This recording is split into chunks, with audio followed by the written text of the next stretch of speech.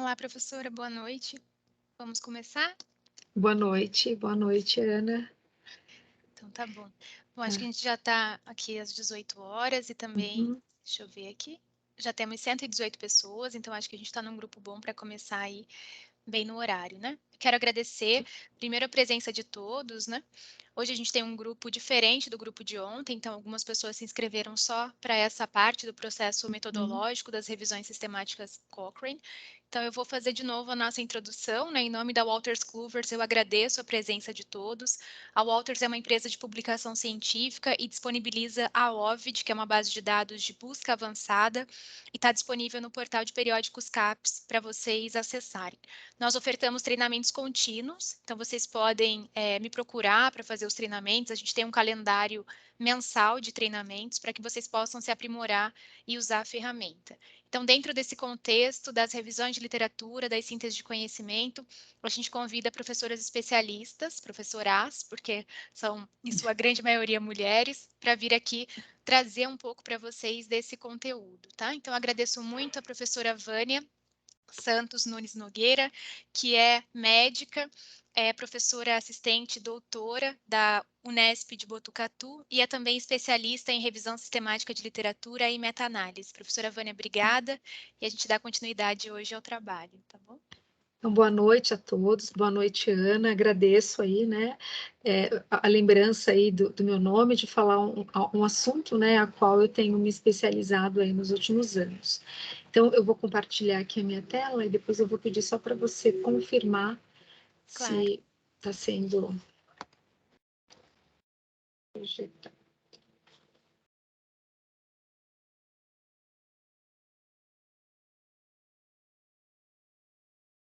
Tá Está projetando? apresentando. Ah, Tá. tá apresentando? Ah, Tá. então tá bom. Ah, Então. agora não, agora saiu. Ah, saiu? Ixi, então peraí Acho que que eu você, não volto. sei se você clicou 2 vezes. Compartilhar. Compartilhar. Só um segundinho. Agora acho que tá, né? Acho que você tem que colocar no modo apresentação, Ah, tá. tá? Só não Cada um com os tava. slides. Agora foi. Ah, Isso, tá. agora Só não sim, tava. assim. Então tá bom. Isso, Então, imagina. né, dando continuidade ao que nós discutimos ontem, então hoje eu vou falar um pouco mais da parte metodológica, e aí, se houver dúvidas e você achar oportuno, pode me interromper, tá bom, Ana? Claro, Então, pode ontem, deixar. né, eu comentei com vocês, né, o objetivo, né, a missão da colaboração Cochrane, que é um mundo com saúde melhor, né, é proporcionar, né, estudos, né, com qualidade de evidência alta para tomada de decisão, né? Então, que decisões em saúde, né, sejam tomadas tendo como base evidências, né, de alta qualidade, relevantes e atualizadas. Então, ontem eu falei uma introdução geral da revisão sistemática e eu coloquei essa definição, né? E aqui a gente vai ver que a revisão sistemática, né, de acordo com a metodologia Cochrane, ela localiza, avalia e sintetiza o conjunto de evidências científicas dos estudos científicos primários. Então, a gente vai trabalhar hoje, né? Ontem a gente trabalhou bastante a questão da pergunta, né? Da pergunta pico. Então, hoje o foco vai ser em localizar esses estudos, avaliá-los criticamente e como a Cochrane preconiza que a gente faça uma síntese que serão as meta-análises. Então, quando a gente fala, né, de localizar, a gente está falando da localização dos estudos primários. Então, eu já defini a minha pergunta, essa pergunta ela não foi respondida por nenhuma revisão sistemática, ou foi respondida, mas está muito desatualizada, enfim, eu tenho propostas diferentes. Então, a primeira coisa que a gente tem que fazer é localizar esses estudos. Inclusive, um dos participantes ontem perguntou sobre a estratégia de busca, e aí que a gente vai falar um pouquinho, né? Então, para a gente localizar todos os estudos primários disponíveis, a gente tem que saber procurá-los. Então, existe uma metodologia, né? Então, existem várias metodologias e existem várias bases de dados para a gente localizar esses estudos. Então, para a gente localizar, a gente precisa usar os descritores e sinônimos da nossa pergunta pico. Normalmente a gente usa os descritores e sinônimos referentes aos participantes e referentes à introdução.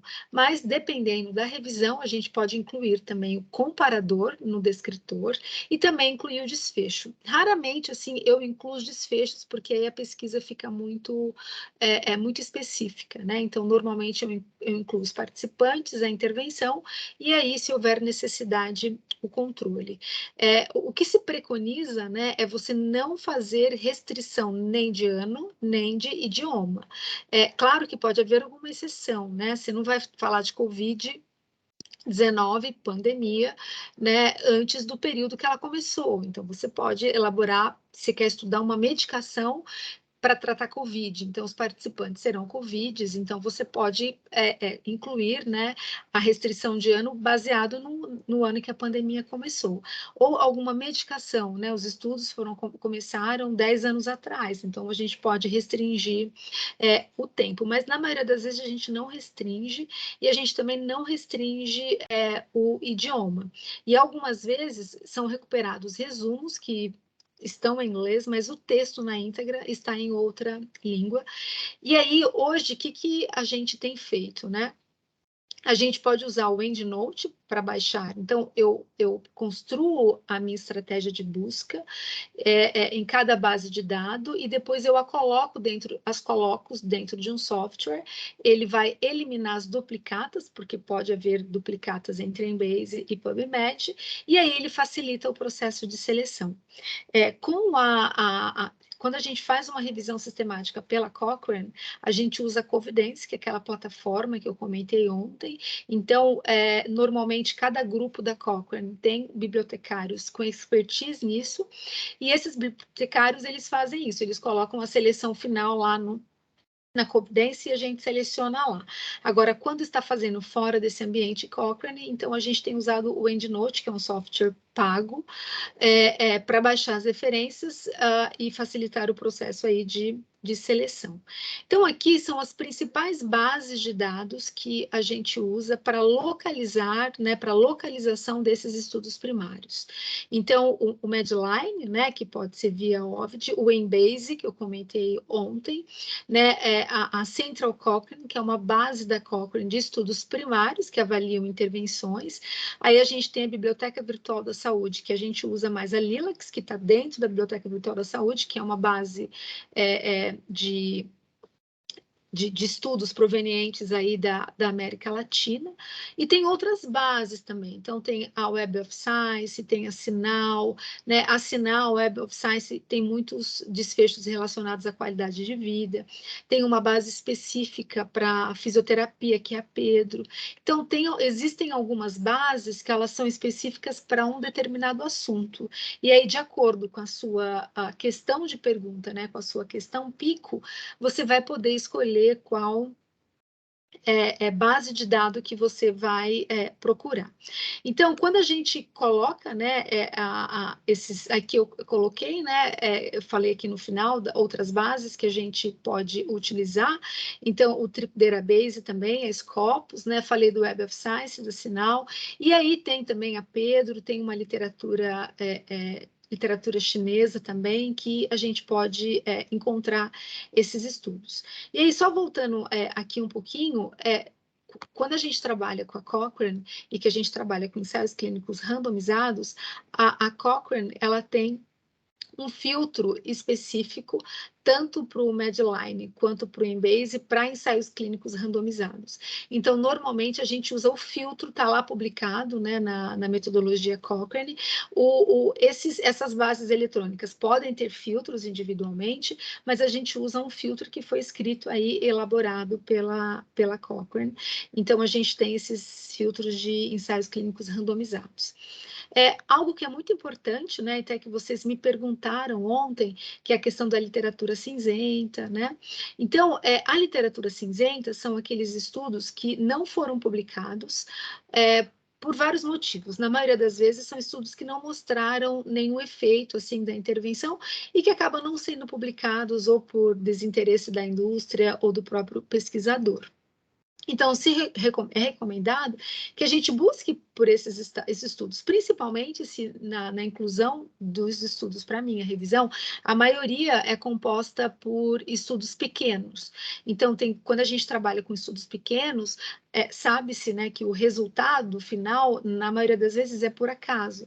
E aí, se você só são publicados aqueles com resultados positivos, então vai ter um viés aí de publicação, porque aqueles estudos que não mostraram efeito acabam sendo engavetados. Como é que a gente localiza esses estudos, né? Hoje, os estudos primários, a recomendação é que eles sejam registrados, né, antes de serem iniciados. Aí tem o clinical trial, então a gente busca lá por estudos e vê, né? Tinha um determinado estudo aqui que não foi publicado, né? E tem bases europeias, tem a Rebec, que é uma base brasileira também que a gente utiliza. Uma outra fonte também de estudos que podem estar aí na literatura cinzenta que não foram publicados são os congressos da área. Então, é muito importante, né? Talvez ontem eu não deixei tão claro, né, da composição do grupo que vai fazer a revisão sistemática. Então, normalmente tem que ter um metodologista em revisão sistemática.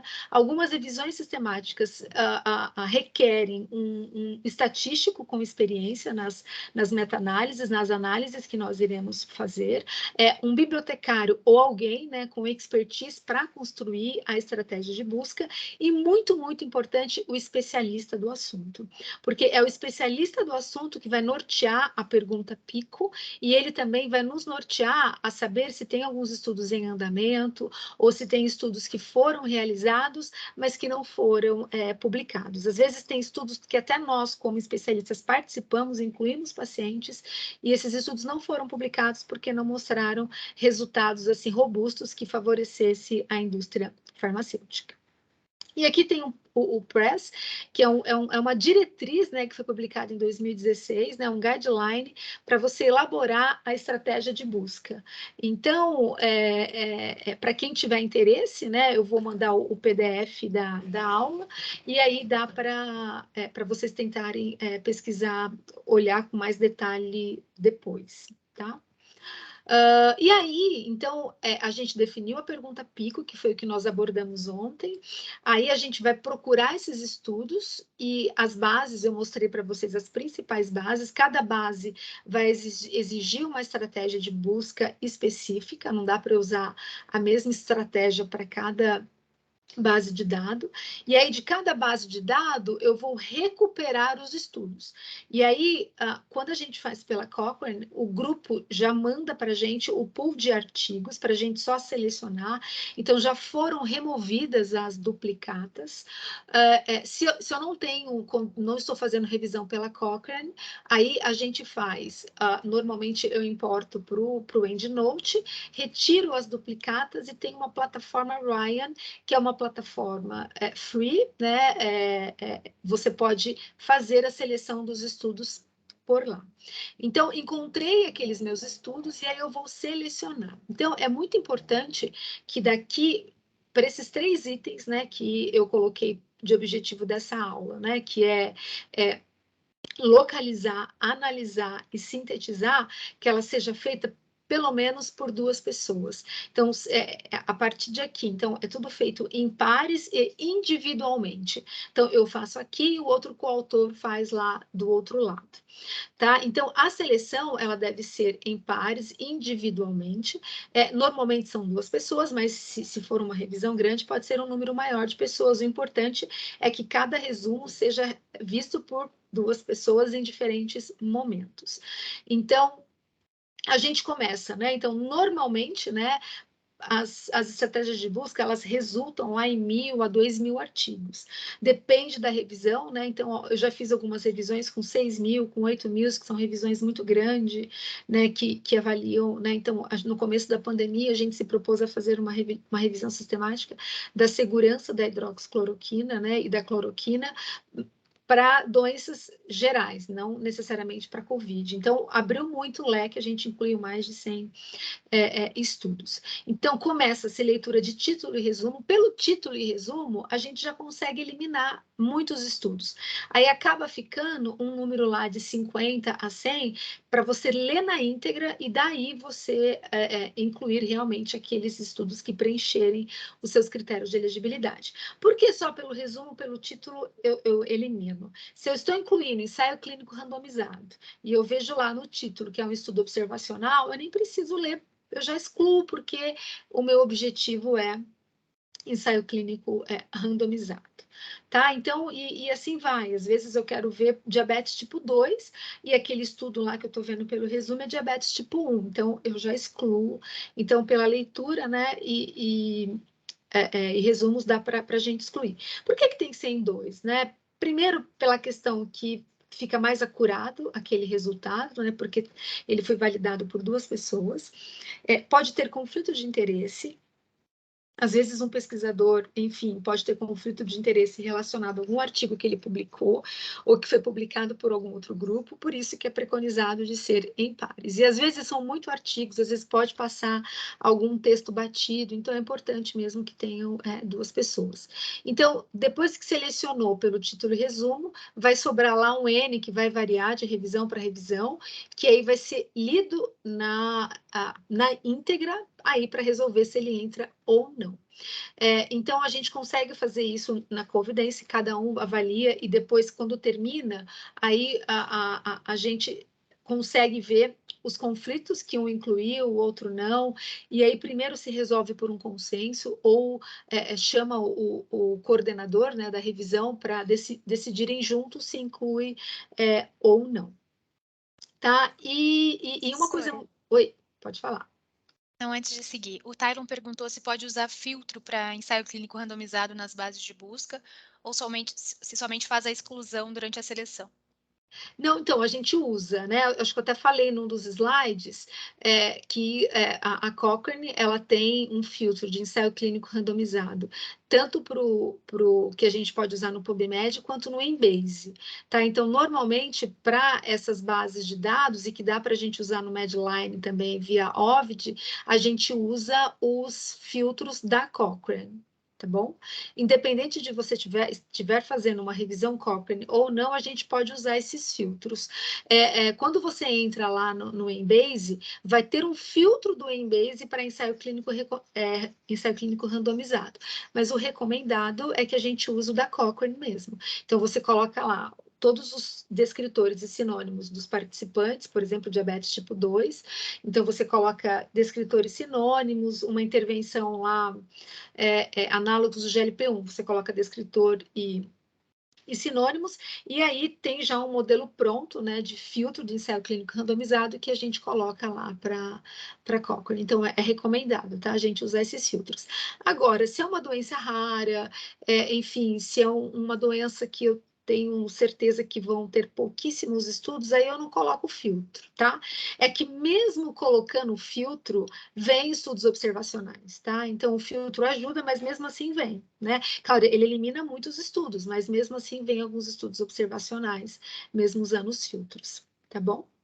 E algo muito importante, assim, né, na revisão sistemática, é você reportá-la desde da pergunta pico, né, toda a metodologia, é você usar uma diretriz. A diretriz que a gente tem usado, que tem sido recomendado, é essa diretriz Prisma, né? Então, hoje a gente tem várias diretrizes de como reportar vários desenhos de estudos. A gente tem o Consorte para os ensaios clínicos randomizados, tem o Strobe para estudos observacionais, a gente tem o Prisma para revisões sistemáticas. Então, essa diretriz, ela é hoje, tem tanto para protocolo, como para resultado final, tem para estudos de acurácia, então está bem avançado, assim, então a maioria das revistas, quando a gente manda para publicar, Cochrane ou não Cochrane, eles preconizam que a gente use essa diretriz de como reportar a revisão sistemática.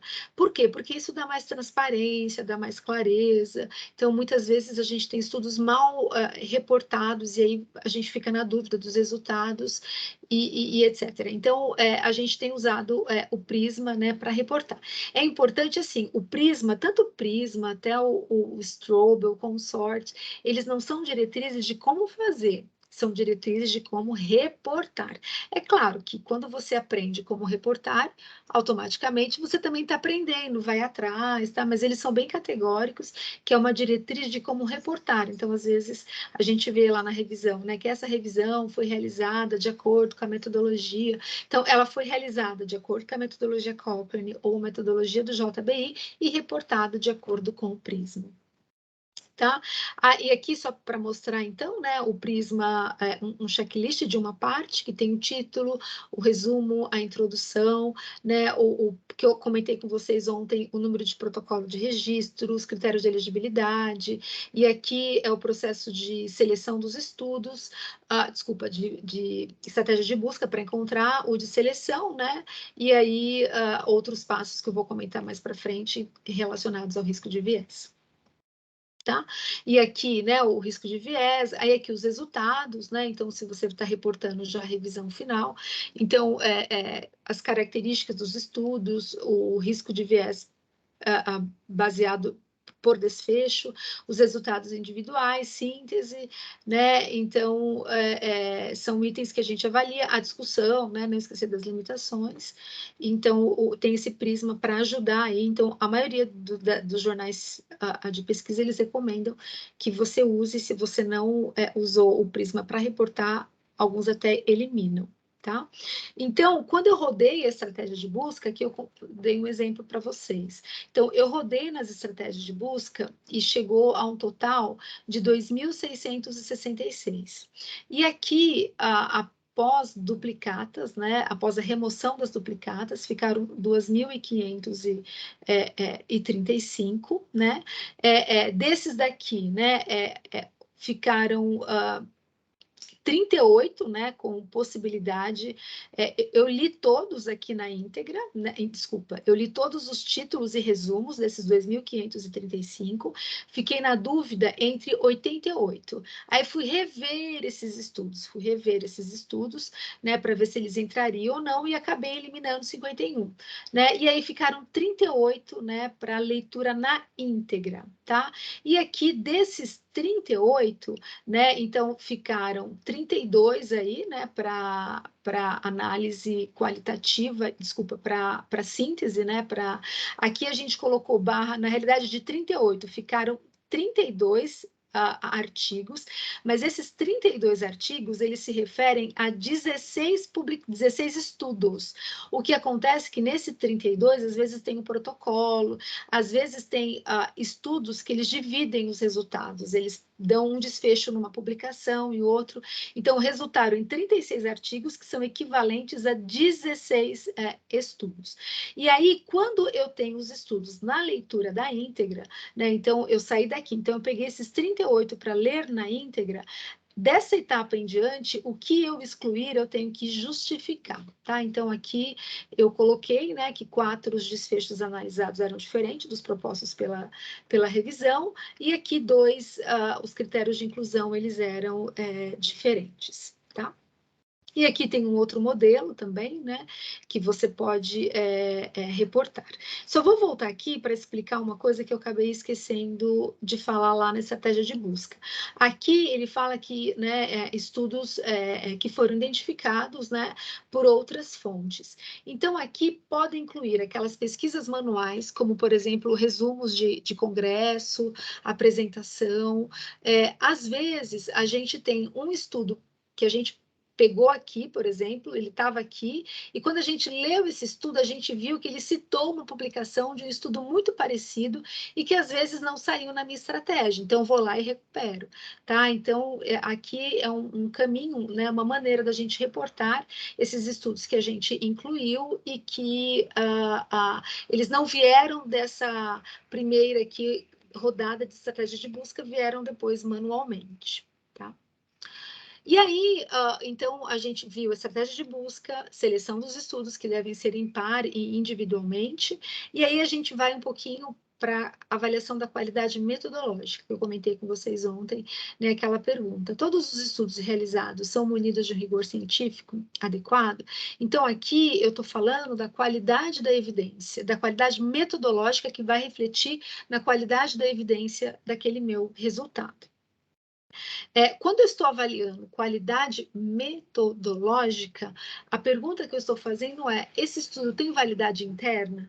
Então, a validade interna significa eu ter certeza que os autores realizaram aquele estudo da melhor maneira possível e aquele resultado, aquele efeito da intervenção que ele concluiu é verdadeiro mesmo. Se eu repetir aquele estudo com aquela mesma população, com aquela mesma intervenção, eu vou chegar no mesmo resultado daquele pesquisador. Então, isso é validade interna. Validade externa é se o resultado desse trabalho vale para o meu grupo de pacientes. Então, às vezes, eu tenho um estudo que ele avaliou, enfim, uma certa intervenção, mas a população é uma população que pode ser uma população muito ativa do ponto de vista de atividade física, tem um estilo de vida adequado, e às vezes a minha população não tem esse mesmo nível de estilo de vida, né? Então a pergunta é: será que o resultado desse estudo vale para o meu? Essa é a grande pergunta que a gente faz, né, para os estudos que não são realizados no Brasil e que são realizados fora. Será que o que aconteceu nesse resultado, a validade interna tem, mas será externa? Será que se eu aplicar nos meus pacientes aqui no Brasil, eu vou chegar no mesmo resultado? Tá? Então, validade interna tem a ver com as características metodológicas, todos os rigores, né, foram seguidos, e a validade externa é se esse resultado vale para o meu cenário. Tá? Então, para avaliar o risco de viés, a Cochrane ela tem um instrumento que é o ROB1, ou ROB1, e o ROB2, ou ROB2. Tá? A gente tem usado mais o 2, que é a última ferramenta, mas assim, não é obrigatório você usar o 2, mas o 2 ele é muito mais você consegue incluir a qualidade metodológica na sua meta-análise, mais do que esse instrumento 1. Então, o que o instrumento 1 leva em consideração? A randomização, vou comentar com vocês se ela foi adequada ou não. Sigilo de alocação, que eu vou comentar com vocês. Esquema de cegamento, aí é participantes e investigador, né? Outra coisa importante, será que a análise do desfecho foi cega? Isso é muito importante para os desfechos que são subjetivos. Aqueles desfechos morte, não tem como, né? Mesmo que eu sei que o paciente está no grupo intervenção e o outro está no controle, eu não vou inventar. Espera-se, né? Que ninguém vai inventar o desfecho morte. Agora, suponhamos que é redução tumoral. Então, eu posso ser muito mais criterioso no grupo intervenção do que no grupo controle. Um outro item é análise por intenção de tratar, que está relacionada às perdas. Então, a recomendação é que os pacientes eles sejam analisados naquele braço que ele foi randomizado, independente dele ter terminado ou não aquele resultado. E aí, viés no relato dos desfechos, né? E outros, por exemplo, interrupção precoce por benefício. E aí, esse instrumento 1 da Cochrane, ele avaliava o risco de viés do estudo como um todo. Aí, o estudo como um todo, ele poderia ser avaliado nesses quesitos, como baixo, né, risco, alto ou indeterminado risco de viés. Então, cada um desses 7 domínios eu avaliava como baixo, alto ou indeterminado. Aí veio o instrumento 2, né? Então, ele, ao invés de 7, ele vai ter 5 domínios, que esses 5 domínios, eles também compreendem os outros 7 domínios. Então, continua falando aqui do processo de randomização, e aí nesse processo de randomização, a gente avalia também a alocação, que eu vou comentar com vocês, e aqui é um item muito importante, que no instrumento 1, a gente não via com tanto evidência, né, que é um viés, né, um erro aí, um erro sistemático, né, por desvios aí das intervenções. Então, por exemplo, a gente vai trabalhar com diabetes tipo 2. O tratamento de diabetes tipo 2 é um tratamento multidisciplinar, multifatorial. Não é só o tratamento farmacológico, tem também o tratamento nutricional, suporte psicológico. Então, são várias coisas envolvidas. Então, imagine se eu randomizo, né, 2 grupos de pacientes com diabetes mellitus tipo 2 para usar um medicamento, né? Um vai usar o medicamento e o outro vai usar ou placebo, ou vão usar medicamentos diferentes. Para o diabetes mellitus tipo 2, tem uma gama de medicamentos que eu posso analisar. Então, suponhamos que eu estou aqui comparando, né, o controle, a intervenção contra o controle, mas e se de repente o grupo intervenção ele teve muito mais suporte nutricional do que o grupo controle? O grupo de intervenção teve mais acesso à atividade física, enfim. Então, os grupos eles têm que ser, né, homogêneos e também não pode ter desvios de conduta. Então, as condutas ao decorrer do tempo de segmento do estudo têm que ser similares para não interferir aí no efeito da intervenção. E aqui eu vou comentar um pouquinho sobre as perdas, né, que é o Missing Outcome Data, e aí também a aferição, né, viés que está relacionado à aferição do desfecho, né, e aí também viés ao reportar aí o estudo. Aí aqui o que muda, né? Por isso que a gente tem usado mais o instrumento 2, porque ele dá para que o risco de viés é avaliado por desfecho. Então, no instrumento 1, você avaliava o estudo como um todo. O 2 é por desfecho. Faz sentido? Faz. Por quê? Se eu estou avaliando a questão do estudo ser de quem avaliou o desfecho, ou se alguém da equipe é cega ou não, né? Então, para alguns desfechos, por exemplo, morte, resultado laboratorial, você não vai ter como interferir nesse resultado, né? Agora, se você está avaliando circunferência da cintura, então a questão dos centímetros 1, 2 pode dar diferença, tá? Então, por isso que a recomendação é de você aplicar por desfecho. Então, uma revisão que a gente fez, a gente colocou 3 desfechos primários. Então, a gente teve que avaliar, né, os 100 estudos, né, e aqueles que avaliaram os desfechos que nós elegemos, a gente teve que avaliar um por um, e não somente para cada estudo avalia uma vez. Então, o 2 avalia por desfecho, e ele dá uma avaliação final, né, que pode ser baixo risco, alto, né, ou some concerns, que é uma atenção, né, ou um resultado aí indeterminado, né? Então, falando do viés, né, porque esse instrumento para avaliação do risco de viés é justamente para avaliar a qualidade metodológica, né? Então, o viés de seleção, ele está relacionado ao processo da randomização e do sigilo de alocação. Então, o viés de seleção é um erro sistemático, né, na alocação dos pacientes para um determinado estudo, no qual certos indivíduos terão mais chance de serem selecionados a um determinado grupo de tratamento. Então, se eu tenho 2 braços, né, e os pacientes vão ser randomizados para 2 grupos, a chance do paciente entrar num grupo ou no outro tem que ser a mesma, tá? Se um tiver uma chance maior, aí a gente já sabe que tem viés de seleção.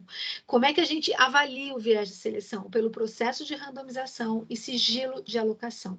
Quando eu uso um processo de randomização adequado, os pacientes serão alocados aleatoriamente com a mesma chance de entrar no grupo e no outro. Já vou falar do sigilo de alocação. Então, a randomização, né, é o processo de alocação aleatória, então todos os participantes terão a mesma probabilidade de serem alocados e tem a capacidade de gerar grupos que são genuinamente comparáveis para aquilo que eu conheço e para aquilo também que eu desconheço. O que eu conheço? Eu conheço o sexo, eu conheço a idade, eu conheço os fatores de risco relacionados a hábitos de vida, se fuma, enfim. Agora, tem coisas que a gente não conhece, por exemplo, a carga genética, potencial genético, a gente não sabe a questão de fé, de religião, de otimismo, né? Então, a randomização, ela vai gerar grupos homogêneos para aquilo que eu conheço e para aquilo que eu desconheço. Então, quando a gente tem estudos grandes, estudos robustos, com mais de 100 indivíduos, os grupos vão ser equiparáveis. O problema é quando eu tenho grupos pequenos, que aí a gente pode ter um grupo com característica particular e que pode hiperestimar aí o efeito da intervenção. Então, a randomização, ela pode ser simples em blocos, estratificadas em blocos, né? Então, simples, né? Eu vou alternando, um entra aqui, outro entra lá, intervenção, controle, eu vou alterando a ordem. Em blocos, eu posso colocar blocos de 4, e aí eu falo que nesses blocos de 4 vão ter 2 intervenção e 2 controles, pode ser bloco de 6. Por que que tem a randomização em blocos? Para estudos pequenos, porque para estudos grandes, a gente vai ter a mesma quantidade de participantes nos 2 grupos. Agora, nos estudos pequenos, pode ter a chance de um grupo ficar com 70% dos pacientes e outro com 30%. Então, quando você faz em blocos, você garante representatividade. Tá? E estratificada também quando a gente tem estudos pequenos. Por exemplo, eu posso estar avaliando uma doença e no grupo intervenção ficar aqueles pacientes menos graves e no controle os pacientes mais graves. Então, você pode estratificar para garantir que esses grupos fiquem semelhantes em relação à evolução da doença, tá? Então, o que se tem para a randomização de forma adequada? Tabelas de número randômicos, randomização por computador, moedas, dados, embaralhando cartas ou envelopes. O que a gente tem usando hoje é a randomização por computador. Então, tem softwares que fazem isso, e aí você vai ter um número aí aleatório. Então, é importante, né, que os estudos descrevam isso, porque é esse fator que a gente vai avaliar na qualidade metodológica, e isso é muito, muito preconizado aí pela Cochrane, tá? Então, o que é randomização inadequada? É o quase randomizado. Por exemplo, eu randomizar por data de nascimento, né? Eu também alternado, um vai para cá, o outro vai para lá, pelo registro, né? E não aleatório, que é a escolha do paciente ou escolha do pesquisador. Tá? O que é o sigilo de alocação? O sigilo de alocação tem a ver, eu, quanto pesquisadora, ou de repente sou a financiadora do estudo, eu saber antecipadamente qual grupo que o paciente vai ser alocado. E aí, eu sei que o paciente vai ser alocado antecipadamente, eu posso tentar inverter. Né? Então aqui, ó, só um exemplo para vocês, nesses 2 pesquisadores conversando. Então, de acordo com a lista de randomização, ele tem uma lista aleatória, só que ele viu essa sequência. O próximo paciente que entrar no consultório terá que ser alocado no grupo controle. Mas o outro fala, mas o próximo paciente tem 15 anos de diabetes, pode ter maior benefício com a cirurgia. Vamos chamar o segundo da fila. Né? Então, aí ele troca, né? Era para chamar esse paciente. Então, a sequência, né? Era para ser CCI, e aí vai ficar CCC. Então, quando você não tem esse sigilo, nem os pesquisadores, nem os patrocinadores sabem disso, você vai ter os grupos equiparáveis, né? Então, quando você não tem esse sigilo, pode ocorrer isso e você manipular previamente os pacientes e, de repente, ficar no grupo aqueles que mais se beneficiam daquela tecnologia que a gente está avaliando. Então, como é que a gente sabe que a alocação está adequada? Sempre que tem, né, um centro de alocação, tem um centro externo ao centro de pesquisa, que é ele quem vai dar esse número à medida que o paciente vai entrando e vai falar ao grupo, então você vai ter um método adequado. Então, pode ser frascos sequenciais idênticos, envelopes selados opacos, né? Por que opacos? Para não ocorrer de você pegar lá o envelope, olhar contra a luz e ver que grupo que o paciente vai entrar e vai lá, troca até encontrar um que vai para o grupo que você deseja. Tá? Então, sempre que tiver uma central de alocação, aí garante, né? A intenção é que quando você tiver randomização em bloco, que sejam números alternados. Então, eu tenho blocos de 4, blocos de 6. Por quê? Suponhamos que eu tenho blocos de 4 e eu sei que desse número de 4 pacientes, 2 são intervenção, eu sei que os próximos 2 serão controle. Então, aí vai perder, né, o sigilo da alocação, tá? Então, a alocação ela é inadequada quando o pesquisador prevê, né, em qual grupo o paciente será alocado. Então, alternância, data de nascimento, né? Então, a gente tem o viés de seleção, que está relacionado à randomização e sigilo de alocação, né? E aí a gente tem o viés de detecção e aferição, que aí estão relacionados ao cegamento, perdas e co-intervenção. Então, acredito que deu para entender, né? Ana, você tem horas aí, eu estou sem relógio aqui, só para eu saber que tempo que eu estou. São 6h40. Ótimo, obrigada, viu? Então, o viés de seleção, ele acontece, né, antes do paciente ser randomizado. E o viés de detecção e aferição, ele aparece depois, né? Que aí tem a questão das perdas, cegamentos e co-intervenções. Deixa eu só voltar aqui isso um pouquinho, né? Então, o cegamento, por que o cegamento pode proporcionar um viés de detecção e aferição? Né? De detecção, porque quando o estudo ele não é cego, né? E aí eu sei que o paciente está no grupo intervenção ou está no controle, então a gente pode, de uma certa maneira, influenciar na conduta, influenciar na descrição, né, dos próprios desfechos, né? E tem também, né, a questão de você ter, enfim, estratégias que você pode enfatizar mais para um grupo e enfatizar menos para o outro, né? Então, e tanto também de diagnóstico, né? Então, às vezes eu sou muito mais exigente, né, de detecção e aferição para um grupo do que um outro. Então, quando é cego, né, então, tanto para quem avalia o desfecho, quanto tem avaliando esse paciente, então garante aí a minimização do viés de detecção e aferição, tá? E aqui só um estudo, né, que ele mostra, né, é um pouco antigo, mas ele tem um dado que é bem verdade, né? O que ele fala é que para aqueles desfechos subjetivos, né, os desfechos mais críticos, isso acontece numa frequência menor, as estimativas de efeito da intervenção podem estar exageradas quando você tem um sigilo de alocação inadequado ou é um sigilo não claro, né, indeterminado. Justamente por isso, porque quando não tem sigilo, você pode manipular a entrada dos participantes e, de repente, entrar no grupo intervenção, aquele grupo de indivíduos que previamente eu sei que eles se beneficiarão melhor da intervenção que eu estou estudando. Tá? Então, coloquei aqui para vocês. E aí, ontem, né, eu comentei com vocês desse estudo, né, da proxalutamida, que foi um tratamento aí proposto para a COVID, que até hoje, né, os dados aí dos estudos no Brasil não foram disponibilizados, né, esse estudo ainda está sendo investigado, né, e que os pesquisadores, eles mostraram, né, que após 14 dias de tratamento, né, para pacientes internados com suporte de oxigênio, né, houve, né, 47,6% de morte no grupo placebo, né, contra 3,7% no grupo que recebeu a intervenção, a proxalutamida. Então, aqui, que é essencial, né, eu saber se houve viés. Assim, viés de aferição e de detecção, que é morte, difícil isso ocorrer, né, porque morte é um desfecho bruto, assim, no sentido que não tem como você aumentar ou diminuir, não é um desfecho subjetivo. Mas aqui eu posso ter viés relacionados às perdas e posso ter viés relacionados à seleção, que tá viés de seleção que é o mais importante. Por quê? Porque a COVID, né, principalmente o tratamento hospitalar dos pacientes graves, a gente está falando só do tratamento medicamentoso, mas mais importante do que o tratamento medicamentoso é o suporte ventilatório, né, hemodinâmica.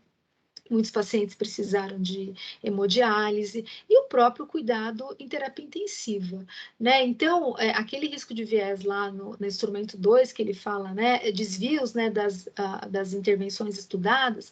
Então, a gente precisa ter certeza que ambos os grupos, intervenção e placebo, não basta dizer que só foi um ensaio clínico randomizado, que teve placebo. Houve sigilo de alocação?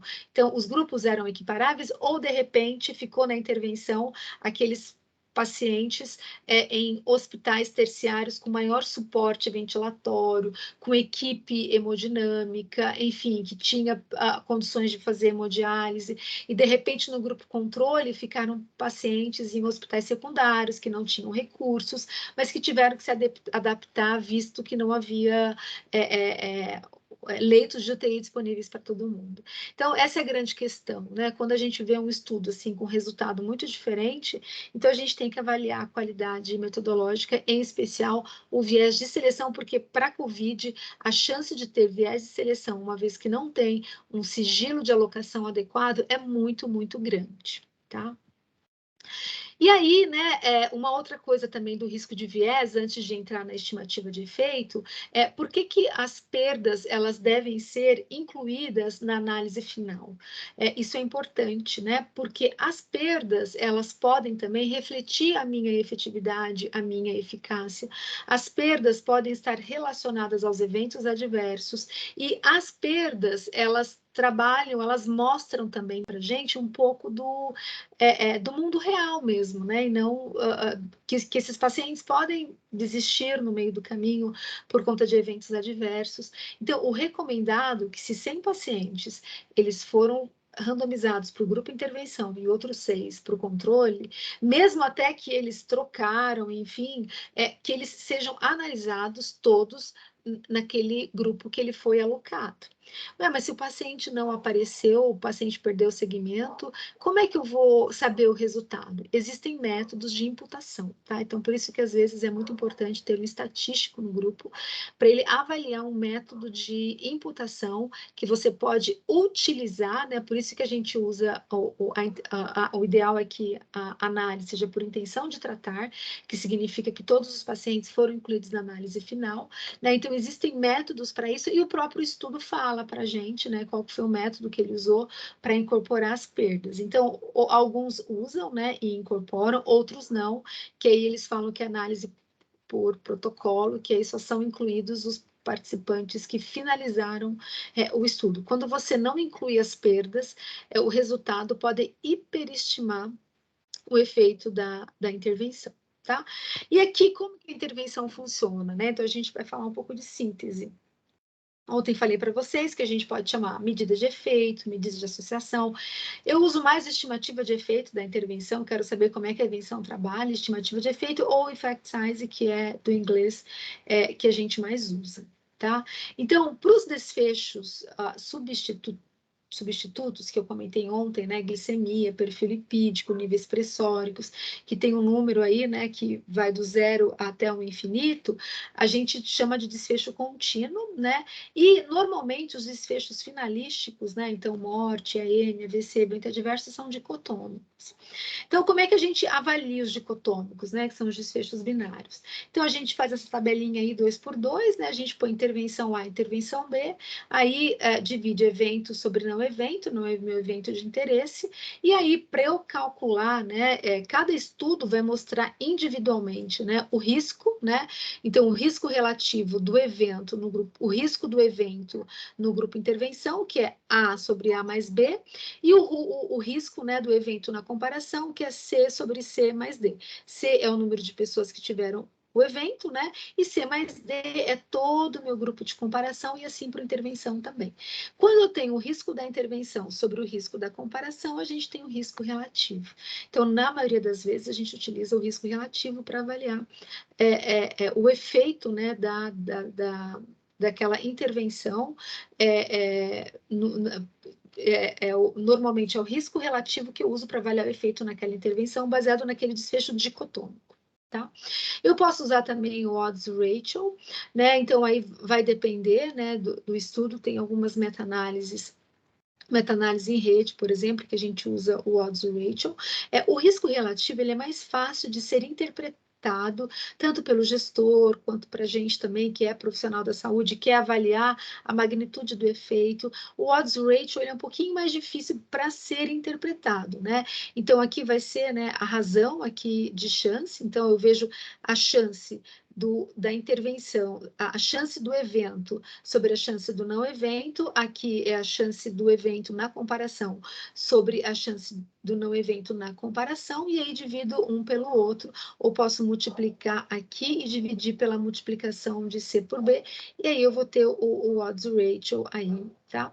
Por que o risco relativo, ele é mais interpretável, né? E que a gente pode usar para ensaios clínicos randomizados, porque ele me proporciona analisar a diferença de risco, né?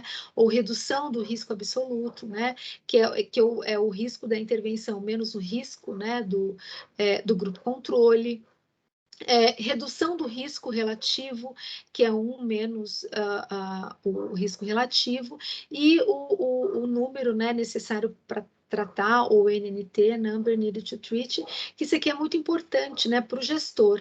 Quantos pacientes eu vou ter que tratar, né, para prevenir, por exemplo, um evento morte, né? Então, é o NNT que vai dar esse desfecho, né, e que é um aí sobre a diferença aí absoluta do risco. O desfechos contínuos, como é que eu trabalho, né? Então, por meio dessas medidas, eu posso conversar com o paciente, falar para ele, olha, o risco da morte, tomando a intervenção, é 40, no outro é 5, então é uma diferença importante, né? Agora, num é 30, no outro é 28, então assim, então dá para a gente explicar isso para o paciente, e o NNT até para cálculo, né? Para custo, ele é muito importante. O desfecho contínuo, suponhamos que eu estou avaliando LDL, então eu quero saber o efeito da intervenção no LDL, então eu faço a média, né, dos LDL de todos os pacientes na consulta final, que deu 68, e depois faço a média na intervenção B, que deu 99, né? E aí eu faço a diferença, né? Que é aí a intervenção menos o controle, que aí deu menos 31, né? Então houve uma redução em menos 31. Percebam que o desfecho contínuo ele não é tão simples assim de ser interpretado, né? Exceto se for internação, por exemplo, né? Então eu consigo falar que houve uma redução aí de 2 dias, né? De internação. Então tem alguns desfechos contínuos que eu consigo trabalhar, né? E aí, indo para a meta-análise, né, que é a última parte aí, como ocorrem, né? Então, a meta-análise, ela vai combinar todos os riscos relativos, né, de todos os estudos, ou odds ratio, ou as diferenças de média aí de todos os estudos que eu avaliei desfechos contínuos. Então, normalmente, né, a gente usa a síntese pelo inverso da variância, né? É uma síntese produzida por meta-análise, né, que é ponderada, e aí o peso vai ser atribuído vai ter um peso diferente para cada estudo. Normalmente, os estudos de número maior, eles terão um peso maior na meta-análise, tá? E aí, né, quanto maior a variabilidade, né, menor vai ser aí a precisão do meu resultado. Então, a gente tem o modelo do efeito fixo e o modelo do efeito randômico. O modelo do efeito randômico, ele parte do pressuposto que mesmo que os estudos incluídos, eles tenham picos semelhantes, as populações são diferentes, né? Uma é do Brasil, outra é dos Estados Unidos. A intervenção, embora seja a mesma, as doses podem ser diferentes. Então, quando a gente usa o método randômico, você abre um pouco mais o seu intervalo de confiança, porque você incorpora as heterogeneidades aí, as inconsistências estatísticas no seu resultado. Hoje, a recomendação geral é que a gente faça o modelo do efeito randômico, independente se você acha que vai ter heterogeneidade ou não. Tá? Às vezes tem meta-análises que são reportadas assim, que se tiver heterogeneidade, o I ao quadrado maior que 50, eu vou usar o randômico, se não, o fixo. Mas isso é errado. O recomendado é que no protocolo, antes de você saber se vai ter ou não, você deve eleger um dos métodos, e que a recomendação, na maioria das vezes, tem sido o efeito randômico. Tem algumas exceções, mas são algumas particularidades, tá? Que é a análise por subgrupo? Análise por subgrupo, você quer ver se o efeito da minha intervenção, ela muda, né, de acordo com a idade, de acordo com o prognóstico. Então, você pode fazer por subgrupo, que eu vou mostrar um exemplo, que foi a revisão sistemática que a gente publicou, que eu comentei com vocês no começo da pandemia, que demorou para ela ser publicada, que a gente avaliou só foi segurança mesmo, da hidroxicloroquina e da cloroquina, né, em ensaios clínicos randomizados de condições relacionadas à malária, como também condições não relacionadas. Então, foram várias condições. E aqui, por exemplo, a gente usou a hidroxicloroquina e a cloroquina, a gente avaliou. E a gente avaliou por subgrupo, separou as duas, né? Então, aqui é o evento adverso sério que a gente avaliou, né? Não houve diferença, né? E mesmo separando a hidroxicloroquina da cloroquina, não houve diferença. Então, a análise por subgrupo é isso, para você quer saber se o efeito da sua intervenção muda, né, para um determinado grupo, né? O que é análise de sensibilidade? Análise análise de sensibilidade, você vai avaliar a robustez da sua revisão. Então, o método que a gente mais usa para análise de sensibilidade é o incorporando a análise do risco de viés. Então, por exemplo, nessa revisão sistemática com meta-análise que a gente fez, aqui a gente separou os ensaios clínicos, né, que tiveram para o evento adverso, evento adverso sério, né, que a gente avaliou. Então, a gente colocou os estudos com baixo risco de viés, alto, e aqui os some concerns. Quando a gente avalia individualmente, não muda, né, o resultado continua mostrando não diferença.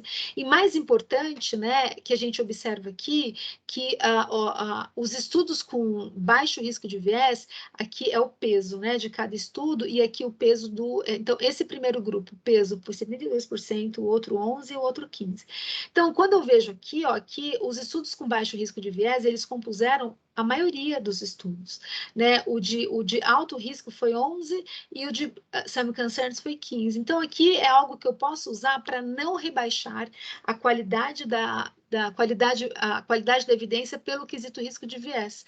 A gente não abaixou, por quê? Porque quando a gente fez análise de sensibilidade, né, os estudos de baixo risco mantiveram o resultado final e eles compuseram a maioria, o maior peso na meta-análise. Então, eu posso usar isso até para avaliar o grade.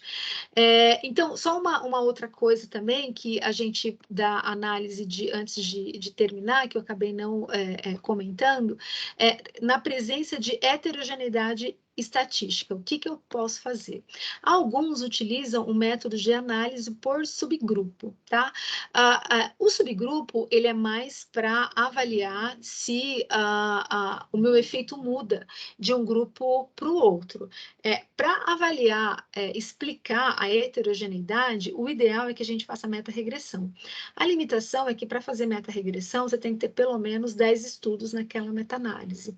Então, você vai levar em consideração as características do estudo e vai avaliar se alguma dessas características explica a heterogeneidade. Então, às vezes, pode ser que a questão da idade explica a heterogeneidade, porque os pacientes mais velhos vão ter a maior chance de ter uma determinada doença. O cuidado, né, e aqui eu já vou para o slide final aí de agradecimento, tanto a meta-regressão quanto a análise por subgrupo, elas não oferecem uma associação de causalidade, tá? Então, suponhamos que eu faça lá uma revisão, né, sistemática e eu quero avaliar um tratamento para uma determinada doença. Aí eu vejo lá que deu uma heterogeneidade, né? E aí, quando eu separo por tempo de tratamento, eu vejo que aí eu separo por tempo de tratamento. Então, deu uma heterogeneidade, o resultado final não mostrou diferença, mas deu uma heterogeneidade muito alta.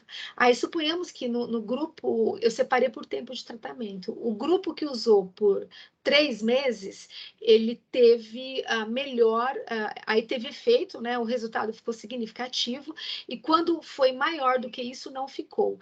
Eu não posso deduzir daí que tem eficácia se eu tratar por 3 meses. O que eu posso mostrar é que quando a gente separou por subgrupo, né, o resultado foi positivo em um e positivo e negativo no outro. Mas não foram os pacientes que foram randomizados para 3 meses ou menos de 3 meses. Eu peguei característica dos estudos e fiz essa distribuição. Então, meta-regressão e análise por subgrupo são análises observacionais. Então, não dá para a gente concluir disso que a medicação vai ser efetiva para um determinado grupo e para outro não. Ela te dá uma ideia de você fazer um estudo futuro, de mencionar hipóteses, né? Mas não determina aquela associação de causalidade-efeito para o desfecho que eu estou estudando, tá bom? Acredito que são essas as minhas considerações, né? Eu fico agora disponível aí para as dúvidas, né? Acho que acabei em ponto, hein, às 19. Que bom que deu certo.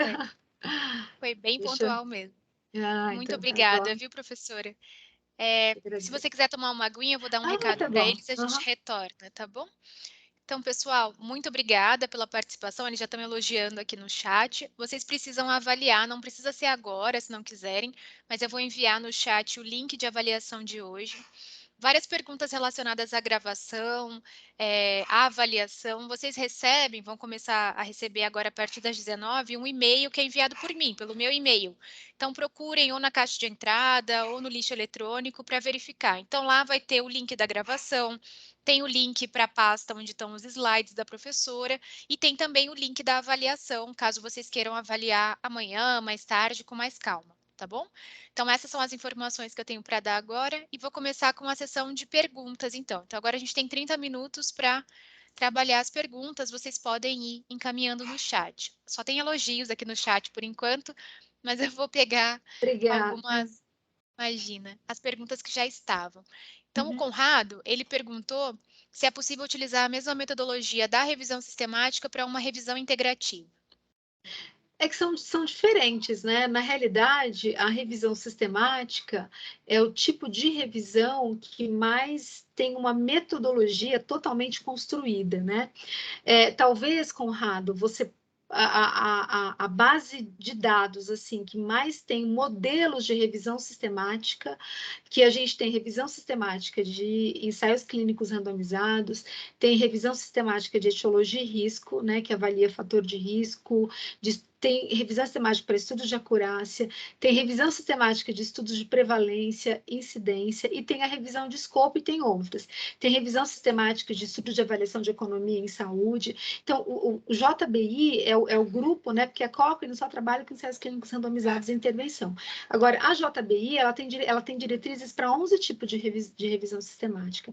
Assim, a revisão integrativa, ela não está dentro, assim, do pool, assim, de revisão sistemática desse grupo maior que eu te falei, né? Então, eu acho que a Ana disse que uma professora vai dar uma aula, né, de todas as revisões integrativas, que eu acho que dá para explicar melhor aí. Tá? Isso.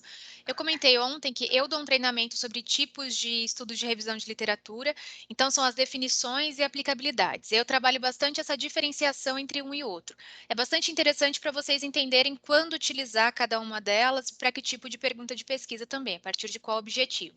E a professora Karine Sangaletti vai dar em maio um webinar específico sobre metodologia para revisão integrativa e aí também os principais conceitos e o processo metodológico da integrativa. Então, quem tiver interesse, fiquem de olho aí nos e-mails que eu envio para poder se cadastrar, tá? Vou passar para a próxima pergunta. O Fabrício só fez um acréscimo aqui de informação. Acho que você citou o Prisma 2009 e ele colocou que já tem uma nova versão de 2020 com 27 itens a serem reportados, né? Sim, obrigado aí, viu, pela atualização. A Cirlei perguntou se você conhece algum curso para indicar sobre estatística. Olha, um curso específico assim para meta-análise aqui no Brasil, eu não sei te dizer, tá? Eu fiz um curso que foi lá em Oxford, tá? Eu fiz um curso de meta-análise só, e foi o grupo assim que mais que mais agregou assim conhecimento, porque, claro, mas eu também já tinha uma bagagem, já vim estudando, mas assim, um curso pronto, né, de estatística aqui no Brasil eu desconheço. Tá? A gente tem a intenção aqui na universidade de fazer cursos de meta-análise. Eu acho que curso de revisão sistemática a gente tem bastante, né? Inclusive até a própria colaboração Cochrane no Brasil faz curso de revisão sistemática. Agora, de meta-análise, da parte estatística, eu não tenho visto muito. A gente tem a intenção de fazer futuramente. Mas o mais completo assim que eu conheço é esse de Oxford, e tem também, às vezes, individualmente os grupos fazem, mas é muito pouco, né? Acho que o mais completo mesmo que eu vi é só de meta-análise mesmo, análise estatística, meta-regressão, foi fora. Tá bom, obrigada. O Rafael perguntou se metassíntese é um tipo de revisão sistemática. Então, na realidade, hoje, né, quando você quer fazer uma análise estatística, né, de meta-análise, então, na realidade, você não está preocupado em fazer revisão sistemática no sentido de avaliar o efeito, de avaliar o risco de viés, você quer fazer uma análise estatística, de incorporar, de fazer um cálculo diferente de um outro cálculo. Aí pode ser um estudo de metassíntese, um estudo meta-epidemiológico. Vou te dar um exemplo, tá? Um dos recursos que a gente tem usado nas meta-análises, quando tem heterogeneidade, principalmente quando tem mais de 5 ou 10 estudos, e você não conseguiu explicar aquela heterogeneidade, e até para avaliar a robustez, a gente usa o cálculo de um intervalo que chama intervalo preditivo, né? Então, o Heavman não faz esse cálculo, Stata, o R, tem outros softwares que fazem. Então, os autores que reportaram isso, eles fizeram um estudo de metassíntese, né? Um estudo meta-epidemiológico.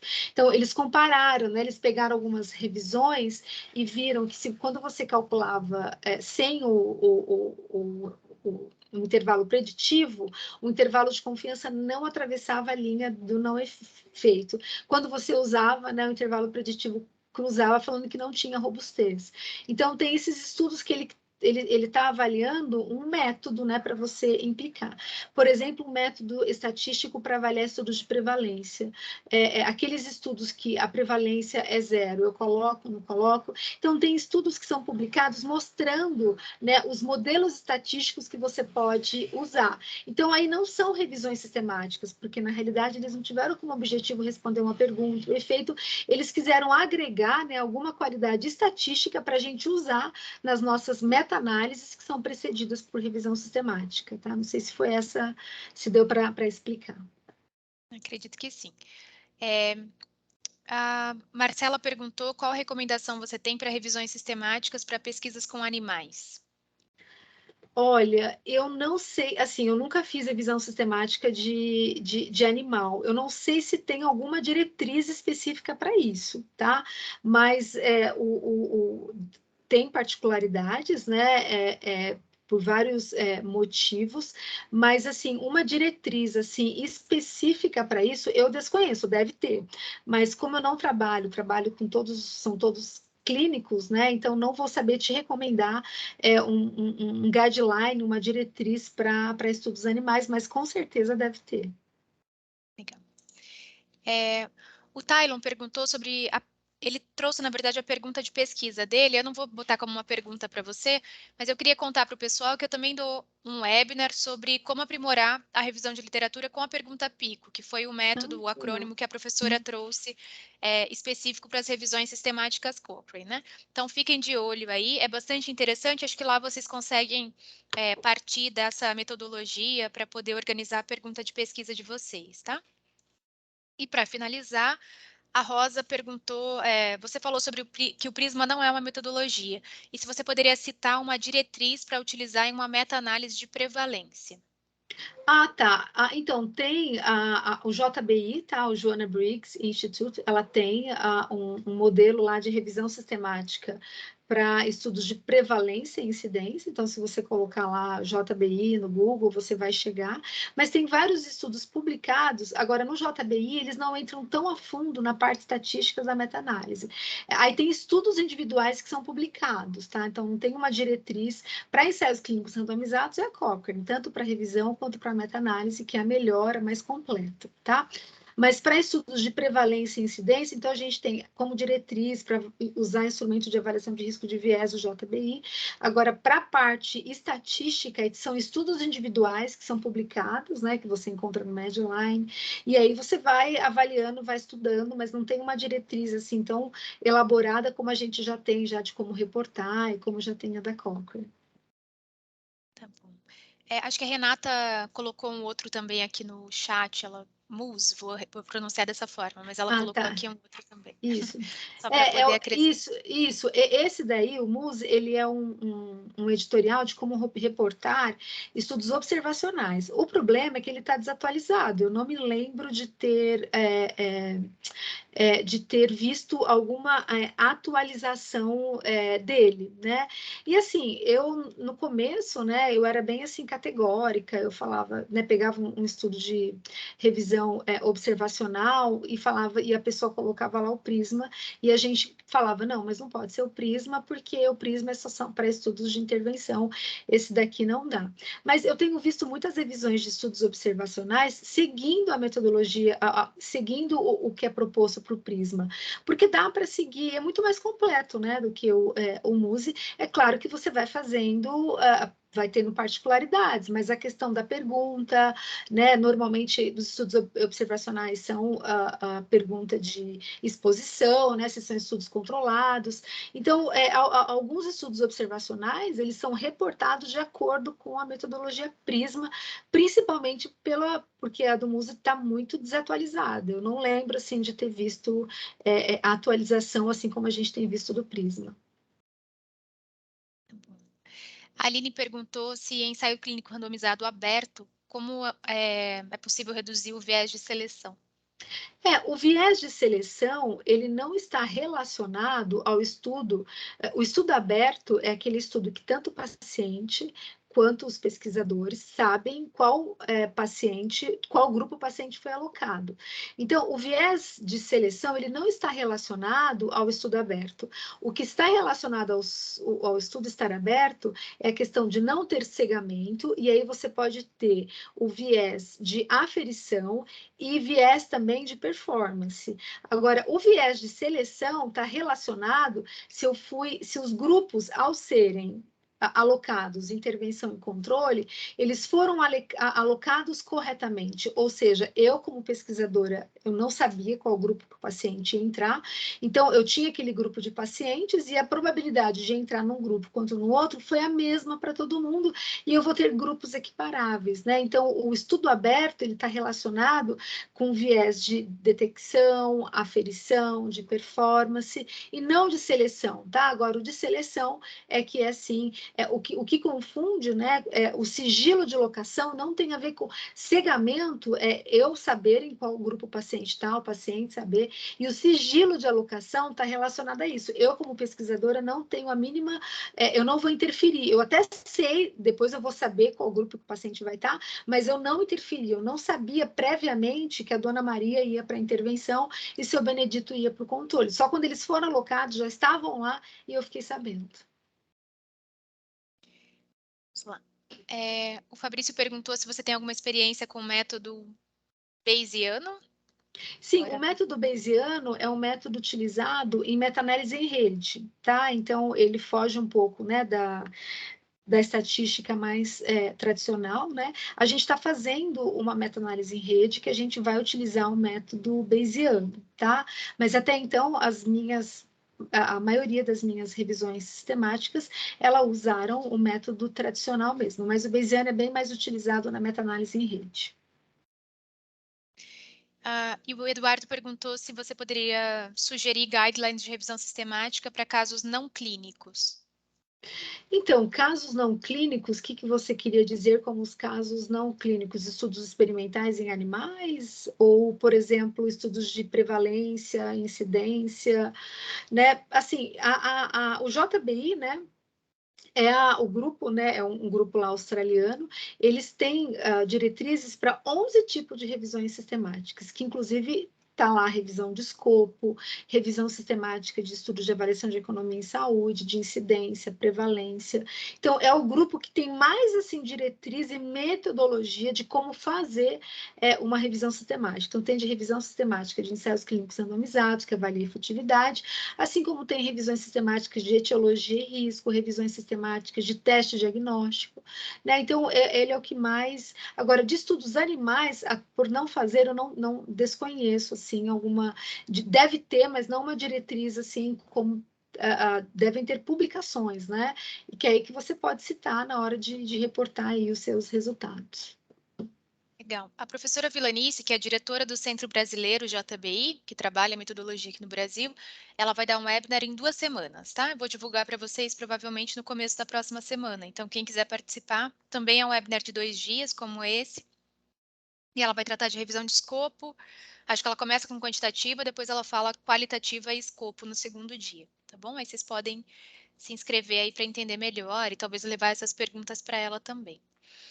E a última pergunta que foi colocada aqui é da Elisa.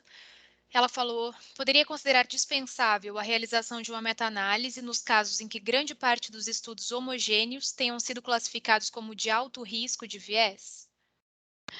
Então, você pode fazer a meta-análise, e aí, na hora que você aplica o grade, que vai avaliar a qualidade da evidência, você vai rebaixar, né, a qualidade da evidência, que vai ficar baixa ou muito baixa, tá? Então, você pode fazer a meta-análise.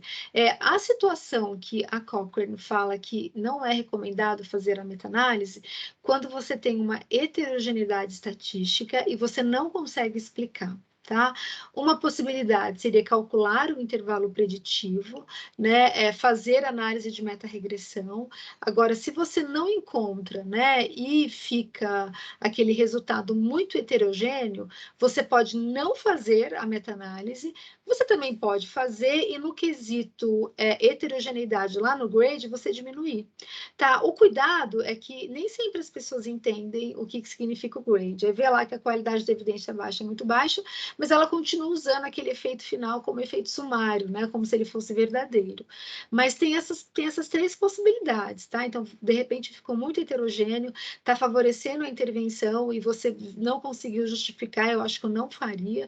Agora, quando não mostra a diferença estatística, eu acabo colocando, né? E aí vai ficar muito baixa a qualidade da evidência, porque já, além de ter o risco de viés, e se tem uma heterogeneidade estatísticas. Então, não fazer a meta-análise está mais relacionado à heterogeneidade e não necessariamente ao risco de viés, né? O risco de viés você vai diminuir a qualidade da evidência por esse quesito, de qualquer maneira.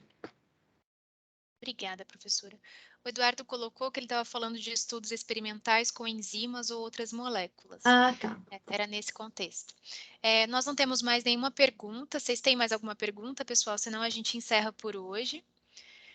Eu vi que vocês voltaram a perguntar aqui sobre a gravação, sobre os slides. Olhem os e-mails de vocês, olhem o lixo eletrônico, tá lá o e-mail com todas as informações, tá bom? E se realmente não tiverem recebido, aí vocês podem me mandar um e-mail que eu encaminho novamente.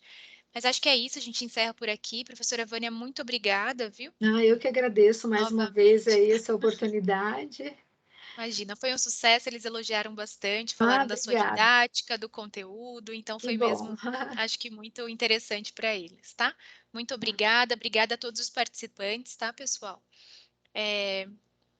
Então, até os próximos aí, aguardem as novas divulgações de webinars, tá bom? E se inscrevam nos treinamentos de OVD também. Um abraço, Ótimo. obrigada, Um abraço. professora. Boa Tchau, noite, tchau, Ana. boa noite. Obrigada, viu? Obrigada.